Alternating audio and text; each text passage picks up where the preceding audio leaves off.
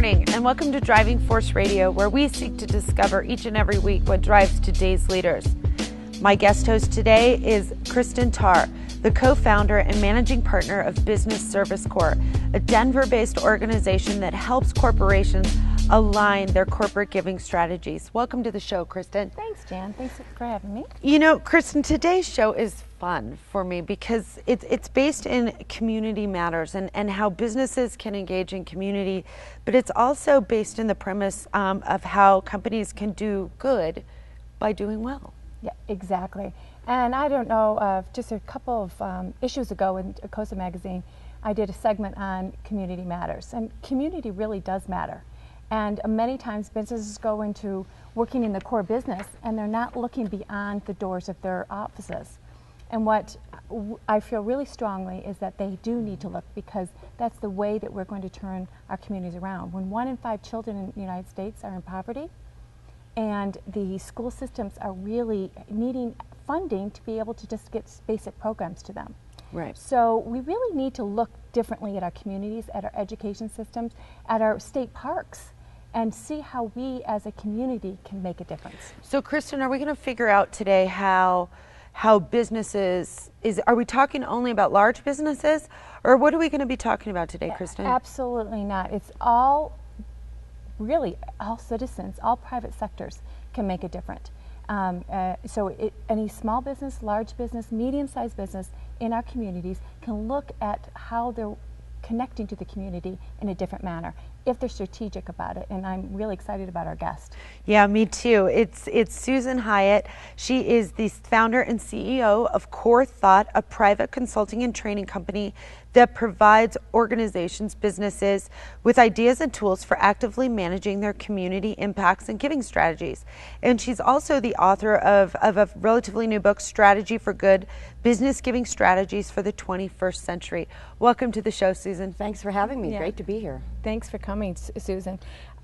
Susan and I just coincidentally met several months ago, well, maybe 6-7 months ago, Yeah. and found out we're doing very similar work. And instead of thinking of each other as competitors, we decided to collaborate on several different things. And I read her book. I was incredibly excited about it because she put into words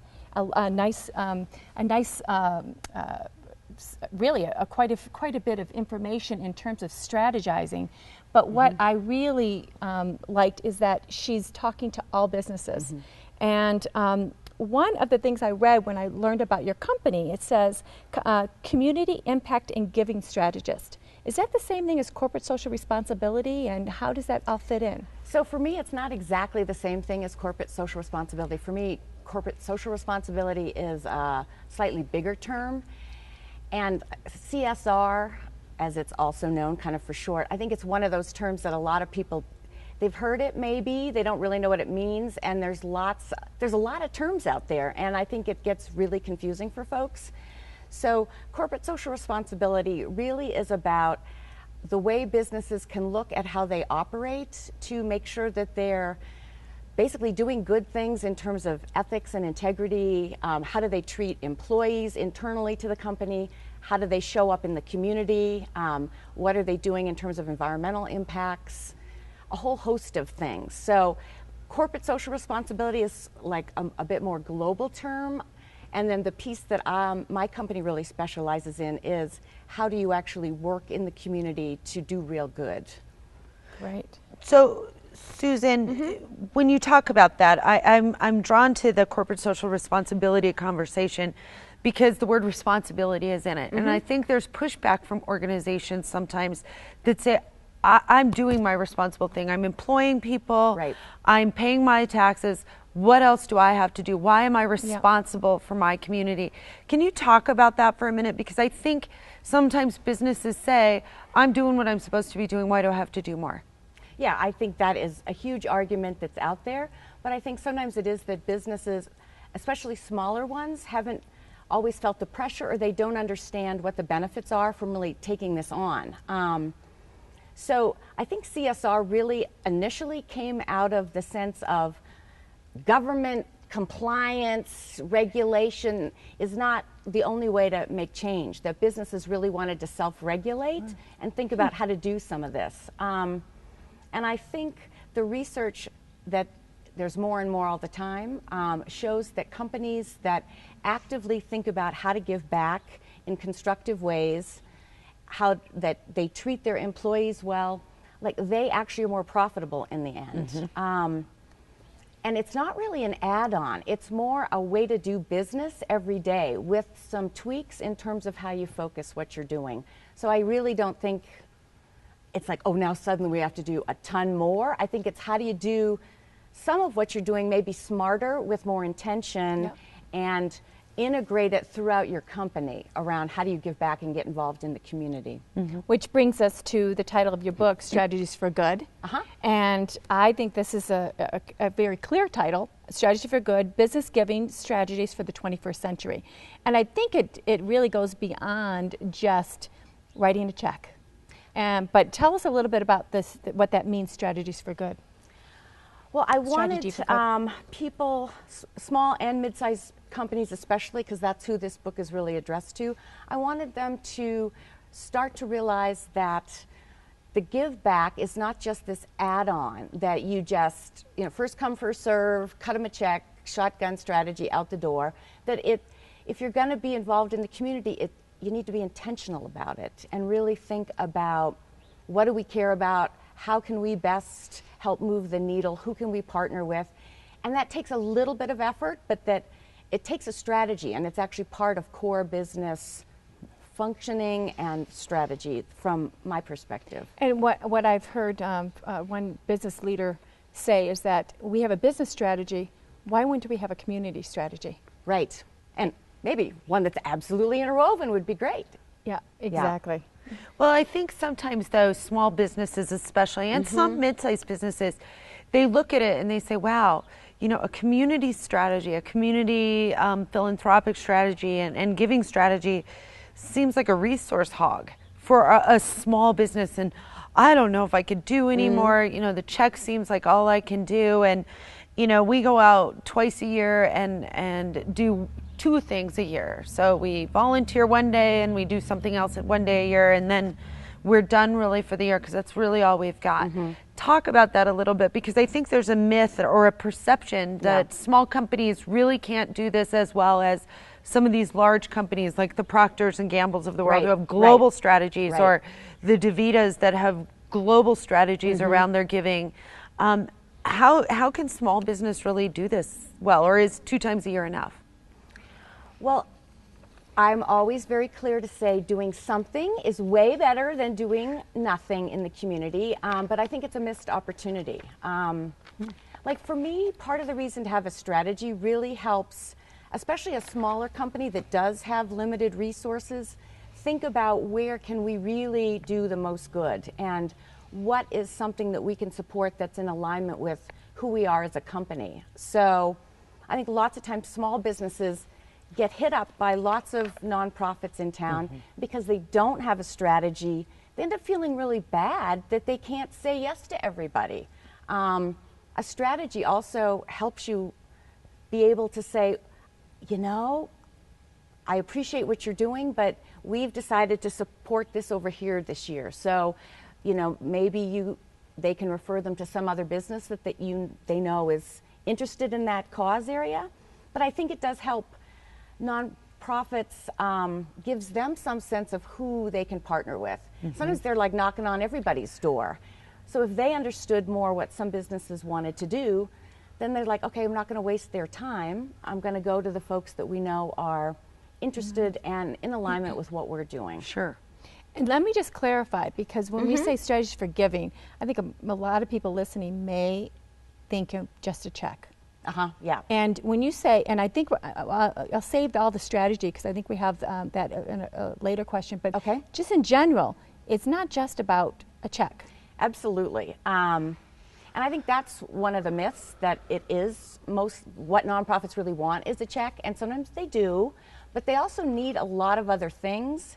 And businesses and business people have like skill sets that are really important to help build nonprofit organizational capacity. So there's so many other ways. I know in the book, the last third of the book is all about 65 plus ways that businesses can give back that's not just a check.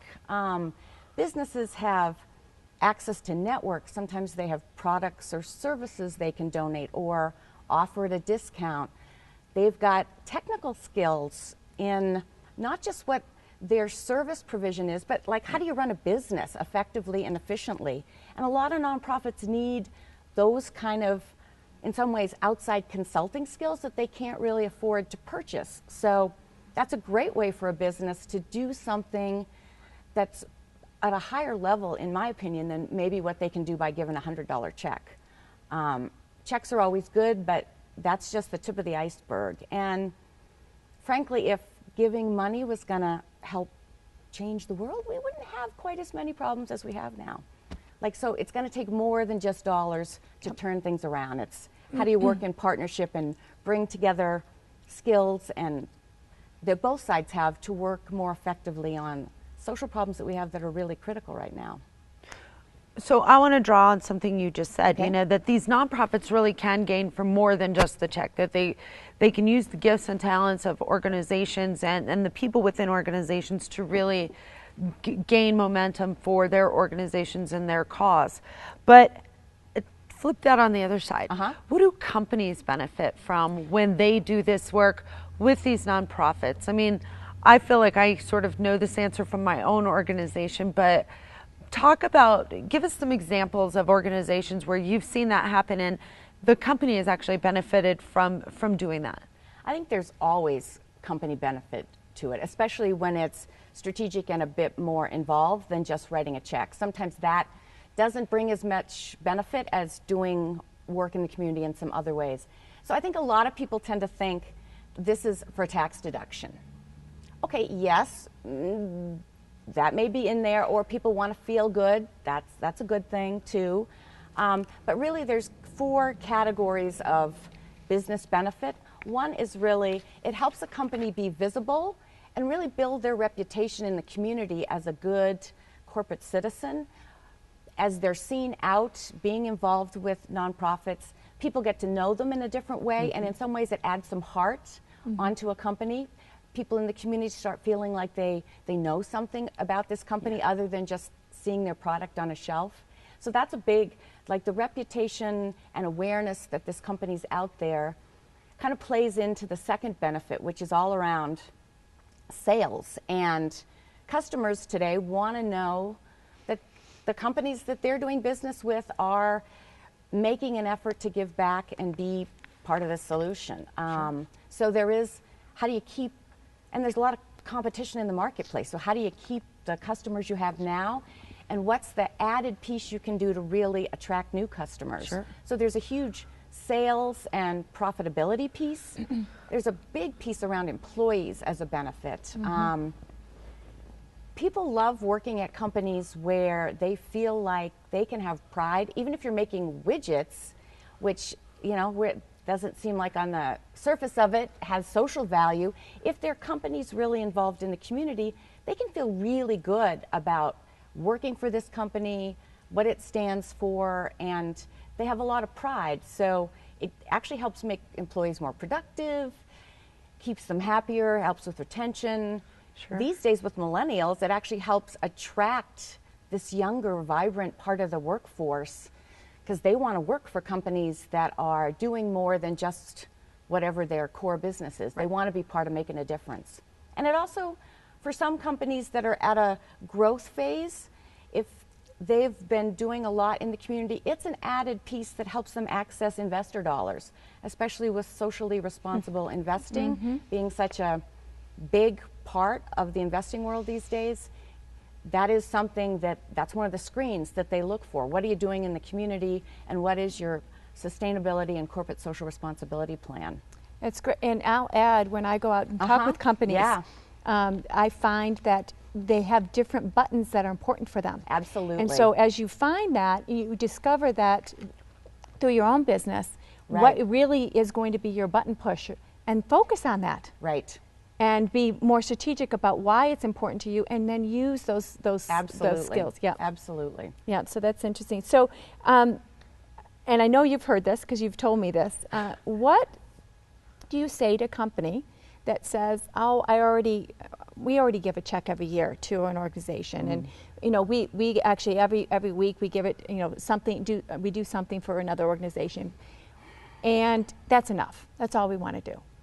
And there's no engagement and there's no real measurement. Right. What do you say to those companies? Well, and I bet it depends on kind of what their buttons are, and you kind of have to have a dialogue to figure out what that is. But for me, like, I always try to help them see it's a missed opportunity, because by tweaking a little bit what they're doing, they can get so much more benefit themselves out of whatever they're doing in the community. It always amazes me how many employees of companies I talk to that I know are doing good things, and the employees have no idea really what's going on. And they're like, wow, I wish I knew that about my own company. Right. I would like them better. Yeah, and certainly if the employees don't know, their customers don't know. Right, exactly. And their supply chain doesn't know. Exactly. And continues on. Well, it does add value, and it does bring still a bit of a competitive edge in the marketplace. And if companies aren't letting people know what they're doing, or they're frittering it out, like $20 here or there, they're also not making much impact. And, I think a lot of folks right now are trying to figure out, especially in this economy, how do we do more with the same resources we have? We may not be able to give a lot more in terms of time or dollars, but people, I think, are receptive to the idea, okay, with the same resources, how do you tweak how you actually use those to do more good? And I think people are much more receptive to that now than they were even 5 years ago. So I think that's good news. Yeah, and that brings me, my thought to social impact. First of all, explain what that is, because I think social impact is also another one of those words that you don't really understand what it means, but you hear the term. And I understand what social impact is, and why is that important to a company, and why should that be important to a company? So I'm all about social impact.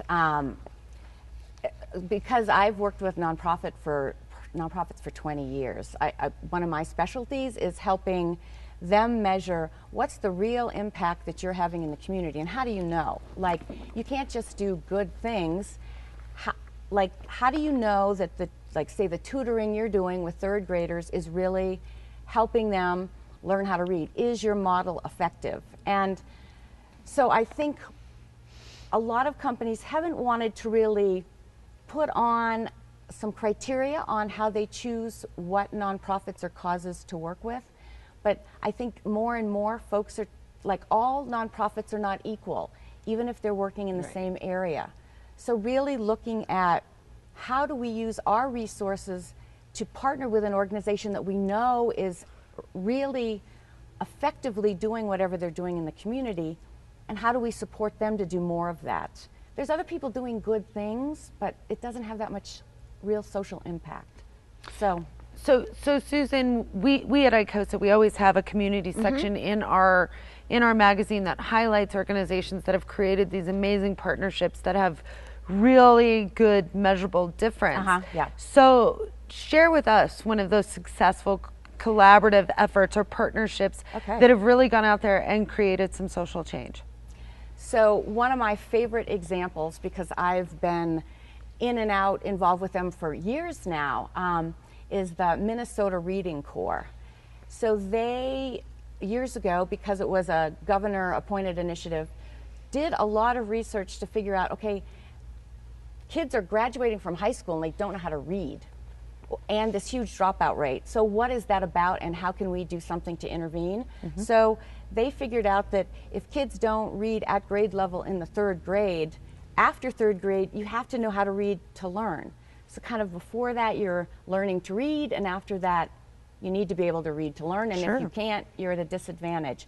So they came up with a really strong evidence-based model of how to work with third graders, and they've tracked the impact with the kids they've worked with now for years, and it's been hugely successful. So much so that they've been in dialogue with Target as one corporate sponsor of what they're doing, and their model has been now so successful that Target is expanding that to go national. So Denver is actually one of 2 expansion sites that's being funded by Target Corporation, and one in DC as well, because that's a model. Target wants to know that it's giving back. They're really all about education.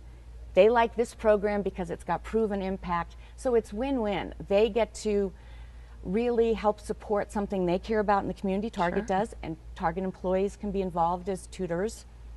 And the Reading Corps, because when it's here, it's not going to be called the Minnesota Reading Corps. Right. But the Reading Corps also gets the resources they need to really be able to expand this really successful model. That's great. Got it. So they're a fabulous example to me. It's great. And you touched on this, but I want to really kind of delve into this a little bit more. There, for example, Target or any business, Right.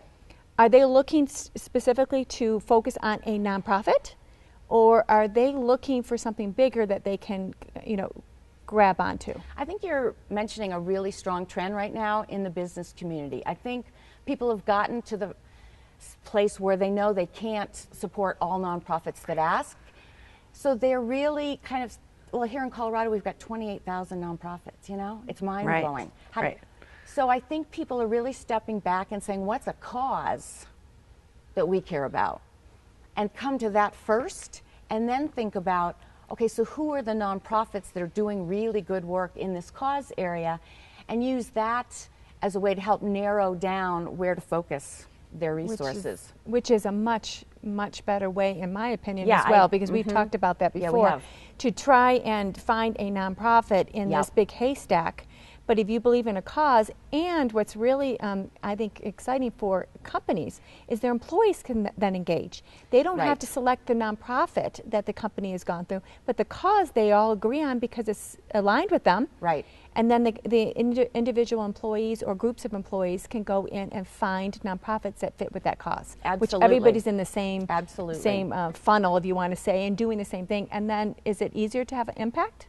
I think so, because once you've picked a cause and then you pick a nonprofit that's doing the piece within that cause that you care about, so like breast cancer and prevention of breast cancer could be considered a cause, but within that, it's like, what do you want to really help with? Right. Research, advocacy, helping people that are going through breast cancer and need support services or just emotional support. Sometimes it's access to other types of services. Like, there's so many things. So then to really narrow it down and then bring all the kinds of resources that a company has to bear on a smaller piece of the pie helps you to make more impact. Right. You can't, like if it's a shotgun, it just kind of dissipates. Yeah. Right. And then every size company can scale it. Absolutely. Which Absolutely. that's now I can see that correlation of if you just pick a nonprofit versus a cause, then you can just scale it down to where that particular company can make that impact. Right. It's So wonderful. Susan, I have a question. As we're headed into election season and we are headed into what looks like is going to be a really tight spending package, both at federal levels as well as local levels. Yep. We're going to see, I think, this is my take on it, I think we're going to see a lot more reliance on nonprofits and communities and cause-related work in communities.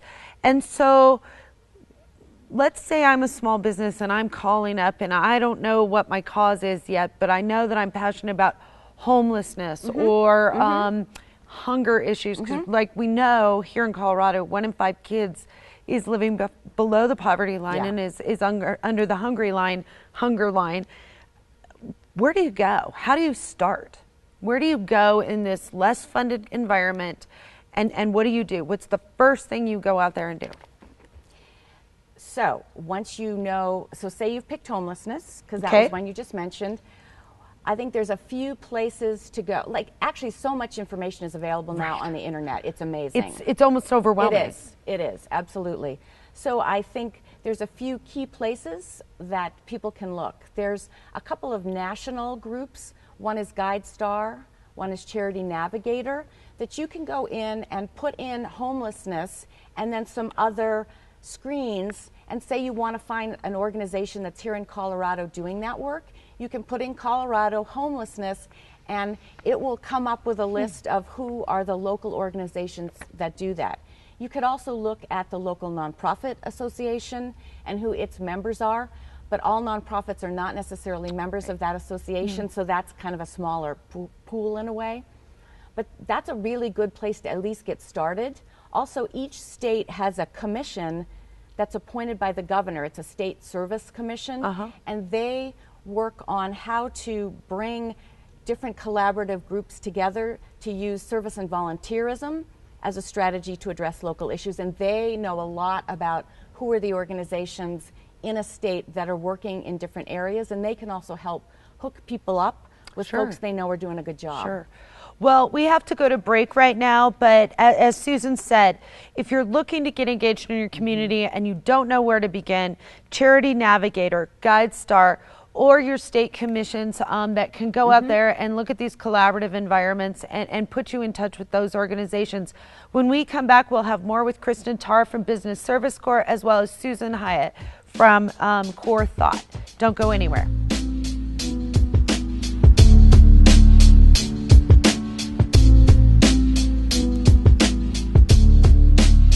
Welcome back to Driving Force Radio, where we seek to discover what drives today's leaders. As in the last segment, my co-host is Cristin Tarr, a founder and managing partner at Business Service Corps based here in Denver, Colorado. We're also joined by Susan Hyatt, the founder and CEO of Core Thought, also based here in Denver. And Cristin, welcome back to the show. Thank you. And Susan, welcome back as well. Thank you. And when we went to break, I was really intrigued by this. You know, you mentioned there are 28,000 nonprofits in Colorado alone, so I can only imagine what that looks like nationally. It's big. And then you have all these businesses, both public and private, small all the way to the mega organizations. And we begin to hear these conversations about doing good by doing well, or you know, you can do things, but that it also pays back for you. And my question really comes back to, is that real for corporations? Is it, do they do well because they do good? Is it real, or is that a myth? No, I really don't think it's a myth. I think a lot of people do think it is. Like, I've talked to people that are like, what? Right. How might me giving out resources and money help me make money? Like, hello, oxymoron, this doesn't work together. So this is where some of the strategy part comes in. So I think companies that have really thought about how to use what they do and apply it to a cause they care about, they can do amazing things. So one of my absolute favorite all-time examples is the company Barefoot Wine. So the founders, Bonnie Harvey and Michael Houlihan, somehow inherited this big bunch of grapes in California, and they said, okay, we're gonna make wine. So they started that company like on a door off their laundry room, and like they didn't have any clue what they were doing. You know, they came up with the label, which is Bonnie's footprint in the sand. And then they bottled the wine, and then they're like, oh good, now we have wine to sell and we don't have any money to market this. And it's really hard to break into the wine business. So they really thought about, so how do we get this wine out there in people's hands? And they grew the company totally, not spending one dime on marketing, through worthy cause marketing. So they picked a couple of causes that they really care a lot about, because the footprint on the bottle is on a beach. They care a lot about beach and water safety. So they have been funding or working in partnership, actually, initially, with organizations that do that. So they would donate their wine. They had like a 28-point list that if we're going to give you our wine, we need you to make sure our bottle's out with the label facing out to the people at your event. But they used it, supporting events, as leverage to get into liquor stores. So they would figure out where are the liquor stores around where whatever gala or event they were supporting with their wine, and they'd go in and say, we're going to send people to your store to buy our wine. Where can we set it up? And it's really hard to get shelf space in a liquor store, but then they made inroads. They would send people, they'd have flyers at the nonprofit event. that says our wine can be bought here and there. So they had sales, the liquor store had sales, the nonprofits had wine to have at their events, so it was win, win, win, win. Yeah. But they grew that company totally through operating in creative ways, partnering with nonprofits, all the way up to it sold to Gallo a few years ago, and it's now the #1 domestic wine brand in the United States. Wow. And just done on a really clever partnership with nonprofits the whole way. Fascinating. And just a little innovation, doing things a little different can make a difference in the world. Absolutely. Yeah. Love that. I do too. And I know that you have an incredible amount of experience in a lot of different collaborations. Your cross partnerships that you've done have been pretty, very good reputation in the communities. Can you tell me a little bit about a few of them? I know AmeriCorps is one, and just tell me about what AmeriCorps is and what partnerships you worked on. Sure. So a lot of people still don't know what AmeriCorps is, so let me just give a brief blurb about that. It's still like a well-kept secret, not intentionally, but a lot of people don't know what it is really. So it is a federally funded program, but the thing that is cool about it is that the money that comes to a state gets to be tailored to whatever that state's local issues are. So these resources come in to support nonprofits that are working in critical cause areas that matter to that state. And the money that comes in has to be matched by organizations basically dollar for dollar.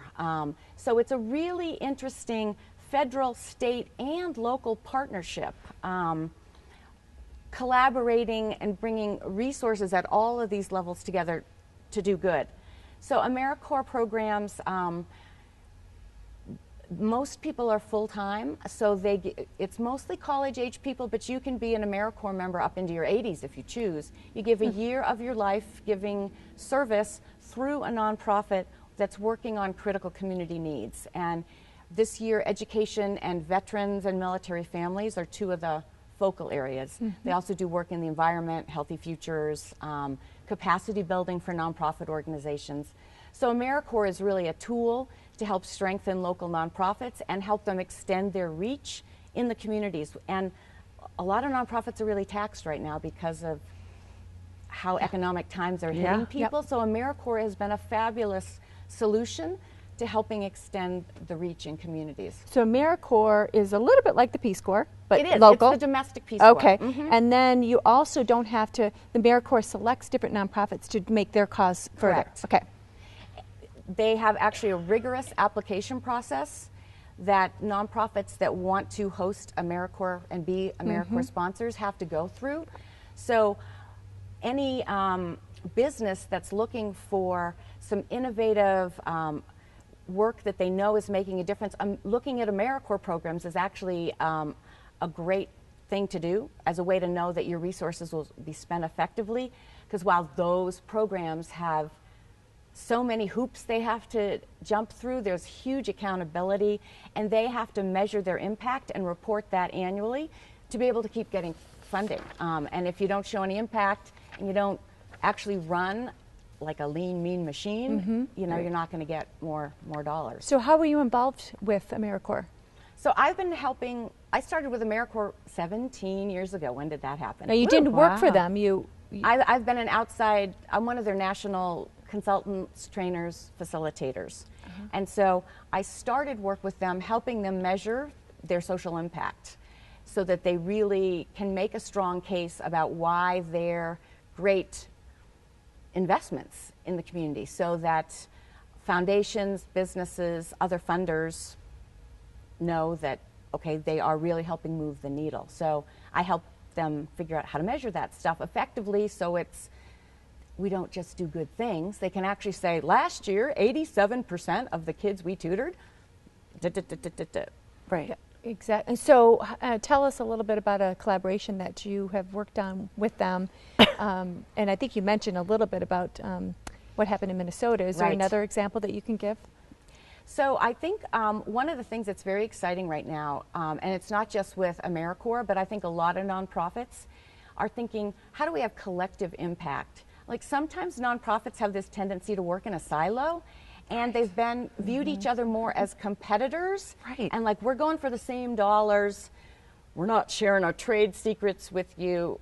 But I think people realize that dollars aren't necessarily going to go up, and they may actually be going down. So how we do business with each other has to change. So I think this whole notion of collective impact, which is, like, say you're trying to help kids improve the graduation rate from high school. There's people working with educational programs all from preschool all the way through high school.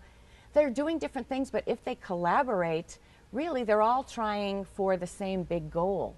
So they don't have to view each other as competitors. It's more, how do we work together? You do what you're good at, we'll do what we're good at, but it makes a more seamless continuum of service for the kids, actually, and increases the impact at the end.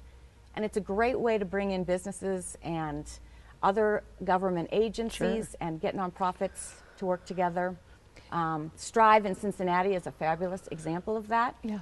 But I'm working with some folks in Michigan who are really looking at how to get schools more engaged with not just parents as volunteers, but other community members as volunteers, because dollars for education aren't going to increase. So how to bring additional human capital in to really help move the needle. And all these organizations are working together with the united goal of helping improve the graduation rate. And it's really exciting as opposed to this kind of old school where you're a competitor kind of thing. I like it. And I think that part of it, because we've talked before about this, part of your interest in getting corporations more strategic is because you've seen this spattering of giving, and then you see when it's collective and cohesive and unified, you can really see the change that's needed to be made. Absolutely. And with that, do you find, for example, in Michigan, I believe that's just getting started, right? So do you see all the people at the table? Are they starting to work together? Are you trying to pull them in? How does that work? So they've still been in a planning process to figure out, okay, who are the key players? And they're being very inclusive and thinking out of the box on who are some of the maybe non-traditional people. So yes, maybe Kellogg Foundation or some of the big dogs, but who are some of the local businesses that also really care about this and how to make sure they're at the table as well. Yeah. So yeah, it's how do you think about this? Well, and there's some other really interesting ones, I think, as well. I know you're involved with other collaborations in Vista and Senior Corps and NCCC and a variety of other ends. But talk about these organizations and how those partnerships are crafted, because I think that's where people might be a little lost right now in across the community, not just in the listening audience, but just across the community. I think businesses just don't get it right now. Well, and I think there's great success models. So there are great success models, and I think people still feel like they've got to take it on themselves. Like, I don't know how many, and Cristin, I'm sure this is similar for you too. I talk to people and they say, okay, well, when we're successful as a company, then we're going to create our own nonprofit and give back. Yeah. I'm like, please don't do that. It's like, who can you look for that's already doing work in this area, and how do you collaborate, really work together? Right. And you don't have to create the whole thing from scratch. Work with somebody that's already doing it and maybe help them improve the quality of what they're doing if that needs to happen, but support them. So I think people are finally realizing that they can't all do it alone, and that there's power in really having different groups with different resources and skill sets come to the table. Like, there's been a huge trend in the business community around don't just do we're going to go out and paint a wall at a nonprofit. Right. Those projects are still there, and that's not to say they're not good for team building or some other things, and that the nonprofit doesn't need that help. But business people have other skills that they can bring that can really, if they sit down and really get to know the nonprofit they've picked within their cause, like we talked about before, they can figure out what else do they have that they don't think about all the time that they can bring to bear to really help move it. And it's win-win. It becomes this collaboration at a whole different level. Well, and I always say that too, that every single person has a gift and a talent. Absolutely. And whether you're an accountant or a controller, I mean, you can bring all kinds of skills to that. Absolutely. But even if you're a mechanic, or if you are a somebody who does very skilled work on machinery. I mean, there are STEM classes. There are so many things. You've got to find your gift and your talent. Absolutely. And really bring those things to bear. And I even say this to, stay-at-home moms and all of this. They are arguably some of the most organized. I mean, they know how to organize things. They know how to allocate resources. Yeah. They too bring a skill and a talent to bear. So there isn't a reason why any of us shouldn't be bringing our skills and talents to the wheel and pushing the wheel up the hill in whatever cause it is. And I always say this too, is that there isn't a cause that's right. You have to find what your passion is, right, and go lead the charge in whatever your passion is. I don't think you can just say, oh, we're all going for animal rights, or we're all going for beach things, or we're all going for environment, or hunger awareness. Nothing's the right answer. It's what your answer is that's right, right?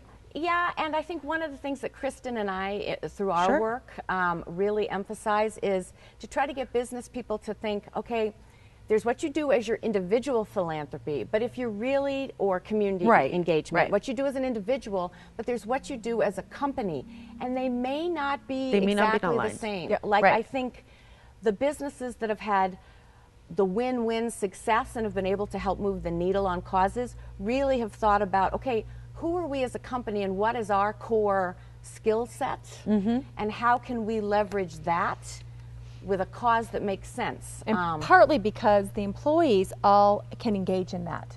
Right. If they, absolutely. If they find a mission or a nonprofit that they're partnering in, and not everyone in the organization understands because it's not aligned with their core competencies, then it makes it more difficult. And one of the things that you said earlier, and I'd love for you to touch on this a little further, once the company decides on who they're going to, a collaboration that you just, for the example of AmeriCorps, and they believe in it, they're not going to go in and decide what to do next and how to do it. There is some discussion because who knows how to do it best, some of these nonprofits. Right. So how do you build that? Because I know you've worked a lot with building the relationship between the nonprofits and the business and the governmental agencies to all work together. And some of them all have their own initiatives. Yeah, so what comes to mind exactly when you say that is sometimes there are some stereotypes that nonprofits have of businesses for good reason, and there's some stereotypes that businesses have of nonprofits sometimes for good reason. So I think sometimes business people think we're going to go in and save these poor nonprofit people because we're successful business people, we know how to make money, we need to help them fix what they're doing, without even having a real dialogue back and forth to really find out what's working, what might this organization really need. They go in thinking they have the answer. Sometimes they show up with programs already developed and they haven't even talked to the nonprofit yet, which is just, I think it's rude, but you know, they think they're out to save the world, but they haven't had a dialogue, so it's like paternalistic. It's not actually collaborative. So what I always encourage my clients, whether they're nonprofits or businesses, to do is once you've kind of picked who you think might be a good partner, you need to have some dialogue with them. Find out who they are, make sure it's a good values match, make sure that what they need on the nonprofit side is something that is in alignment with what you have to offer. Some nonprofit may be great, but maybe all they really need, all they want, they're not open to having employees involved, they just want to check. Well, then maybe that's not a good choice. Right. Maybe another nonprofit that is open to taking some help with their systems, and maybe they want money, but they're open to having the employees come and be involved, either working on the front lines with their clients or working behind the scenes helping strengthen the organization. That might be a better choice. Right, absolutely. Well, and we've talked a lot about measurements throughout, and we haven't really asked a direct question about this, so I have to ask you, obviously in business people know why measuring is so important, but talk about why measurement is so important, and how do you measure doing good? I mean, that seems like a hard one to measure. Yeah, that's a myth. To me, that's one of the myths out there, that you can't really measure doing good. The statistic is something horrible, like less than 40% of companies even track how much they give back in a year. You know, and if the amount of resources that go into the community, if it was any other expenditure within a company, they would know almost to the penny exactly how it was spent, and there'd be all these metrics. Somehow people have had this, and Cristin and I always think, the misguided view that it's this add-on that you don't really need to measure it. There's no real value there. I think that's changing a lot. There's a huge trend now where you really need to be able to track, for one, what you're giving, and you have to think about how you're structuring your engagement so you are able to see if you're really making a difference with the organization. So instead of just saying, here's $1,000, put it in your school program, maybe it becomes adopt a classroom, and then you can see how the kids in that one classroom are progressing in their, in whatever it is, reading, math, and then they can directly tie, our support is helping make this specific difference. Nonprofits for a long time have had to measure their social impact. They don't always call it that. They call it performance measurement and evaluation. But they have to do that as a function of a lot of the grants that they have. But a lot of business people don't even ask, what kind of impact are you having with your clients? So part of it is they need to look and have the dialogue with who they're supporting about what data do you have and how can you share back with us so we understand how our business resources are really helping move the needle. And so sometimes they have to structure it a little bit differently, but it's really important these days, especially for the internal argument within a business, up the feeding chain. If you can't say, all right, this is what we're getting out of it as a company, and this is what this is the good we're actually doing, then that support is easy to yank. Sure. You need to be able to show that it's making a real difference. And what they say, if you can't measure it, you can't manage it. Right, and exactly. So if there, and what gets measured gets done. Yes. Yeah, all of that. Yeah, and there's accountability for it. Absolutely. And it's not as daunting as it may think. I recently was talking to a CEO and was kind of going over this, the structure of this, and he goes, oh, this seems overwhelming. But there is a very clear path, very similar to a business strategy, because CEOs do it every day. Can you give us a placement of how to start it? Just what do you need to start? With measurement, or with just in general having one of these both measurement, programs? but probably more importantly, how to get started with a community involvement program. So a couple things that I think are really key, and I know from our discussions, Cristin, you and I have talked about this a lot. First thing is there really needs to be buy-in within the organization, from the top and all levels of the organization. If it's just the CEO's pet project and there's not buy-in from other levels of employees, it may not actually stick and become part of corporate culture. And if it's also like the super volunteer is the one making it happen, and there's not, and they leave, or there's not buy-in from their higher ups, they won't be given full access to the range of resources that the company could actually bring to bear. So buy-in, hugely important. Then I think companies really need to think about, what have we been doing and why did we pick these things to do in the past, and have a really serious conversation with themselves. Why did we do this? Was it somebody's aunt's cousin, twice removed, asked us? And sometimes there's a social responsibility to do those things. Sure. But for other things, did we help move the needle? And why did we pick this organization? What did we get out of it as a company? And what did the nonprofit really get out of it in the end? And ask themselves some hard questions. And are these the things to move forward with? Or are some of these ones that need to be retired so you can kind of focus on some new things where you can maybe do more good? Absolutely. And I know there are so many amazing resources out there, and you've mentioned a couple, Charity Navigator, Guide Star, but I know that there's a workshop coming up on November 2nd here in the Denver metro area where businesses can come and learn. Can you ladies tell us a little bit about that, Susan, Cristin, about what's going on? It was a great collaboration between Susan and I. We recognize as we go and speak to businesses across the metro area and beyond, nationally, that they are stuck in that position that we just talked about. How do you get started? Right. Corporate social responsibility is a big big project. It's a big bucket. And it's a big bucket, and so how can you put it into a more palatable pieces? And one of the focuses that we have is community employee engagement. And that is really the focus of this particular workshop on November 2nd. And the Denver Foundation is hosting it, and we're also working with CORE and Social Venture Partners. So it's more local here in Denver, but we are hoping to take it outside of Denver as well. So how can listeners learn more about the summit on November 2nd and sign up? Both of our websites, and I'll say mine, Business Service Corps, CORPS.com, and go to the website, it has information on that. And core-thought.com, they can also find information there. And then, Susan, on the Strategy for Good book, obviously there is so much information and so many great tips and strategies, best practices that have gone on. Where do people learn more about getting the book and actually getting their hands on it? So the easiest way to get copies of the book is to go to strategyforgood.com. Okay. And there's everything they need there.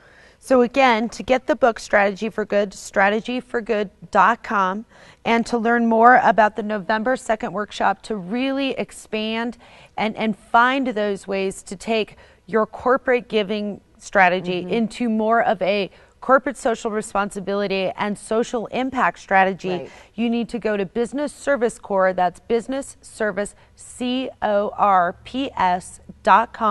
and connect with Cristin Tarr, or you can go to Core Thought and connect with Susan at core-thought.com.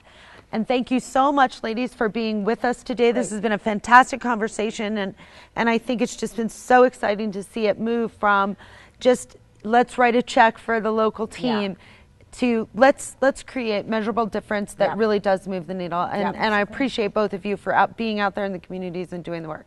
Thanks. Thank you. Thank you so much for being here. Join us next week on Driving Force Radio, where we seek to discover every single week what's driving today's leaders. Have a great weekend.